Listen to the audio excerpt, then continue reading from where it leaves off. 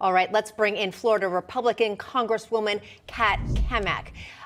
Kat, great to see you. Now, before we even go to the broader story here, I know that you have a very personal story, and I just want to kind of let you share that to kind of frame our discussion.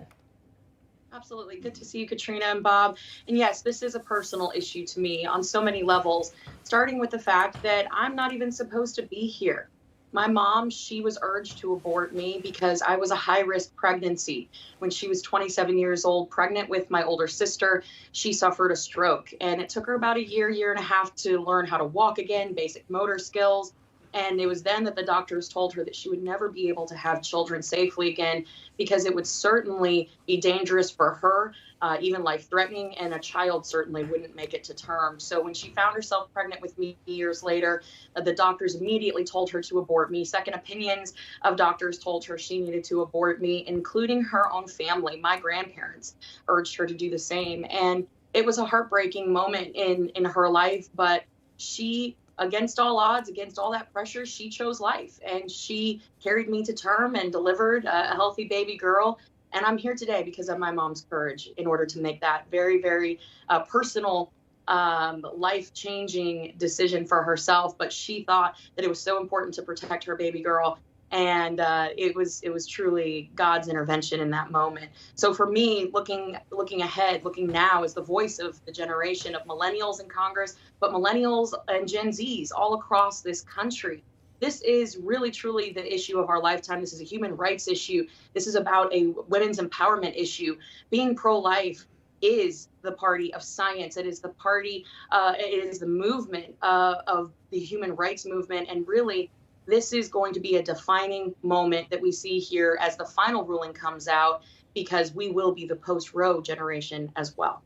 And just to finish up your narrative, your story, you're married to a first responder. I forget how many kids you have, but I met one of them. She's really smart. So that's what has come. And you're a congresswoman, which is just an extraordinary story.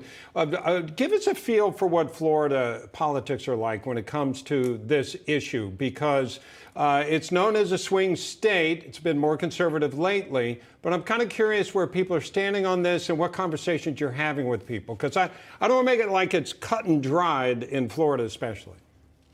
You know, it's definitely becoming more of a conservative state, Florida is. And of course, we had our amazing governor, Ron DeSantis, just sign into law the 15-week abortion ban. And I think that this is long overdue, because we now know that science is catching up to what we've known all along, that life begins at conception, and that viability and that question and concern of viability, it is certainly at 15 weeks, if not sooner. And that is when you really start to get into this conversation about not just viability, but consent. And when I talk to people on the ground back home throughout the state, they all are very, very deeply rooted in their own belief system. Some folks believe that this is very much a woman's issue, where she should be able to terminate the child up until the day of delivery, because they don't see that child as a child. They see it as something that is within that woman's womb, and that woman has complete autonomy over that independent, that child. However, the thing that I continually push back with is that is a separate heartbeat. That is two heartbeats. That's the mother and it is the child. That is two sets of DNA, unique DNA. It is a completely separate issue than what the left has been parroting since 1973. They are talking their same old talking points. And when you push back with the issue of, hey, you know, viability is absolutely happening at 15 weeks. We've seen this. Science is catching up. And they say, well, you know, maybe that's one of the things. Right. I fire back with, but aren't you sick and tired of the hypocrisy of government? How is it that they could possibly classify bacteria on Mars as life, but they're not going to classify that child with a functioning brain and a heartbeat in the womb as life? Yeah, on that, I'm sorry to interrupt there, but I did want to continue that discussion on viability, keeping it in Florida. Republican Senator Rick Scott, of course, from Florida, penned a new piece urging those on the left to answer the question in this headline, quote, Democrats, when do you think life begins? His piece goes on to argue, quote, when do Democrats believe life begins? At conception, at viability, at birth, after birth? They won't say. Even more disconcerting, reporters won't ask them. It's a dereliction of duty by the mainstream media not to push the question, and it's an abdication of their responsibility to inform the American public and spur legitimate debate. Your take on that? I mean, it kind of seems the question is, would they even be able to agree on an answer to that question?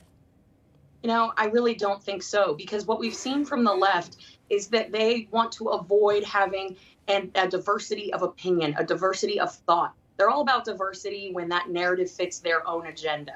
But when it comes to actually dealing with the facts, and science is on our side in the pro-life movement on this, when it comes to dealing with the facts, they don't want to discuss it. They immediately turn nasty. They start trying to yell over you and shout you down. And that's why we're seeing this very dangerous environment surrounding the Supreme Court justices. You have a generation of people who've been given a participation award their entire life, and they think that they can bully their way into a ruling that they really have no idea what they're talking about. Not the Supreme Court justices, but these protesters.